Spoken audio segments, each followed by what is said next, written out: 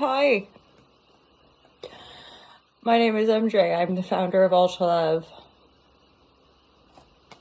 which is really just all about like love and like not of the sexual nature or the romantic variety, but just like the common thread that binds us all. The creative force of all creation is the love. Love. Love will tear us apart. Again, anyone ever experienced that gut-wrenching, heart-ripping heartbreak when that's love, you know? But at the same time, one of my actually internet besties, he made that comparison of like, so there's this art form in Japanese, and like things like pottery or like precious vases or whatever, they could break and shatter, and then you glue it all together, and they see that as like sometimes even more beautiful than the original piece because of its scars, because of its like markings where it broke. And the point he was saying that was like, when something in us breaks, for example, when the heart breaks, when it heals, it's stronger on the other side. And it is what it is. Like any of us who have gone through that, it's like a profound grieving process, and it's like being a ghost in your own body, or just like, it's so transformative, right? Biggest transformation, of course, is that we truly find love, forgiveness, compassion for ourselves, for other, and then there's the ultimate release, right? The freedom is through that compassionate forgiveness for self and other, when we recognize the other is us anyway. Oh no, look. Oh gosh. Oh no, yeah. I thought that was like a huge dark sweat pit. It's funny because that reminds me of my teenage years and just the shame of high school and yeah, the different bits of trauma that we get from just high school. Anyway, I'm just gonna do a little read for us. Happy Sunday, you guys. It is Sunday, and I'm doing, because I'm up, I've got sessions today, so divine guidance and loving clarity for my lovers of the Most High. Hold on, I need to shuffle that again. I just did. Oh yeah, so I'm doing the monthly readings on the YouTube channel. Feel free to check that out. End of a cycle of imbalanced, hanged man energy, 10 of swords reversed. So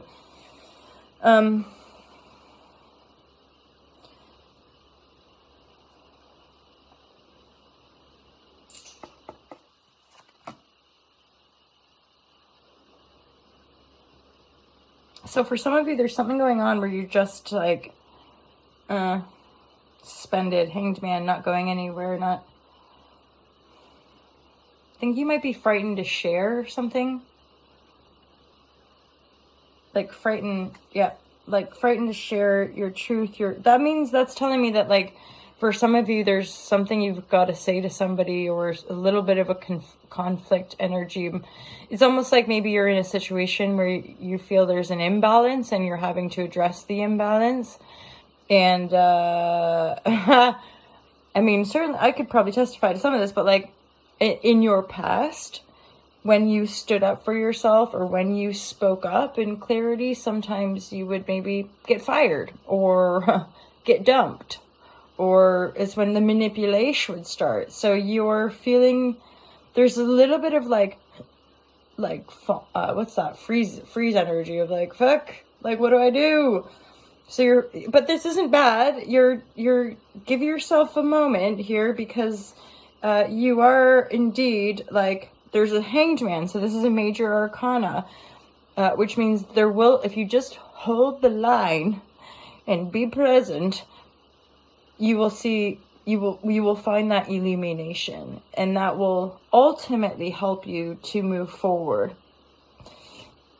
Honestly, for some of you, there could be a bit of a windfall that comes in. So the 10 of Pentacles is here supporting like a bit of exploration, journey, travel, retreat. And this is something you're likely to be doing on your own, also healing things like addiction. So the devil energy is here. and then that Three of Wands. So the Ten of Pentacles is sort of saying like there could be some financial resource or windfall that comes in that supports you to go off and do more healing with that Devil energy next to the Three of Wands. I'm not getting like a dark and twisted nefarious energy from that Devil. I'm just getting like, it's like you're now at a stage of your life where you're ready to turn your back on some or maybe all of your addictions. And you kind of know intuitively that's going to lead you to calmer waters, but you're not there yet. That sounded like such a smug laugh. You're not there yet, you guys, okay? Ugh. Do any of you long-haired people long-haired people that also have a slight borderline OCD tendencies when it comes to cleanliness? Hair, God. Hair. Isn't there a play called Hair?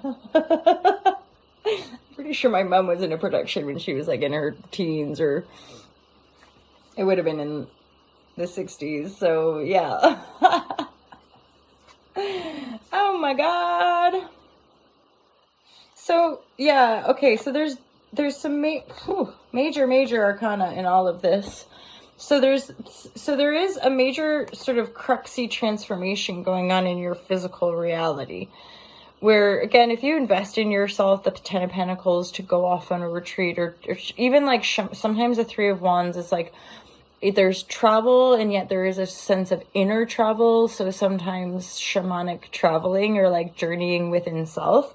And yeah, but you're supported. You're fully financially supported with regards to this breaking free from any of your attachments or addictions, right? So things that bind you to the shits of life, essentially.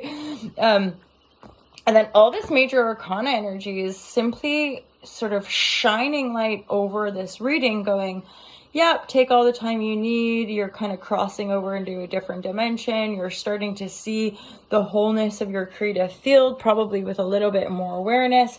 And then you're healing these energies. And the healing card, or the star card in the Shining Tribe deck, is a little bit there's like a benevolence to it. So there's sort of this progression of your own healing that's allowing you to just sort of give back more of those divine waters, right? And then for some of you, there's the star over the star card, and that's making me think of like when you wish upon a star. For some of you, there could be some pretty epic manifestation coming in, because it's like a dreamy, these are major changes. This is fully supported up level. It's like it's like an integration as well. So there's this sort of it's almost like going into the cocoon, doing the profound healing, going through that door, coming through the other dimension, feeling a moment of like, whoa, take it all in, be illuminated, stay in that illuminated grace, and then give back from that place of regenesis, which is the star card as well. You're rooted in it. That's what I mean, is that somehow by the time we get to that star card energy, that's the crux as well. That's the fact that suddenly it's like you're radiating that star energy. And then as you continue to trust more of your vibratories, more of your tribe, more of your supporters, more of your people, i.e. a bigger audience, they could come in. And then it's almost like then you fly in. And then you fly in, in trust. Because this whole manifestation game is like, if you're not vibrating it, it's not going to happen. So, okay, take a leap. But if you're not in trust, we'll often recreate stuff. So this time is a true liberation point. For a lot of us, there's been a sort of 3-year cycle as such around like when, for me personally, it's like a 2019, there was a shift. And then, yeah, the whole last almost like 3 years has been an accelerated life review to really go over things. Hence, for a lot of us, excavating more wounds, like yay. But now there is a slightly more sense of liberation, but there again, it's grounded, it's in your integrity, it's free from addiction, or free certainly from the lure, or even for some of you probably simply like free from the unconsciousness of some of your addictive cycles. So, and that's something we can all I mean, it's fascinating to me learning more about it. And then you're like, oh my God, my own brain has been corrupted. Let us pray.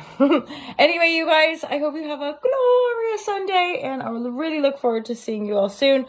Oh yeah, check out All to Love TV on the YouTube channel, and you can find the monthly readings there.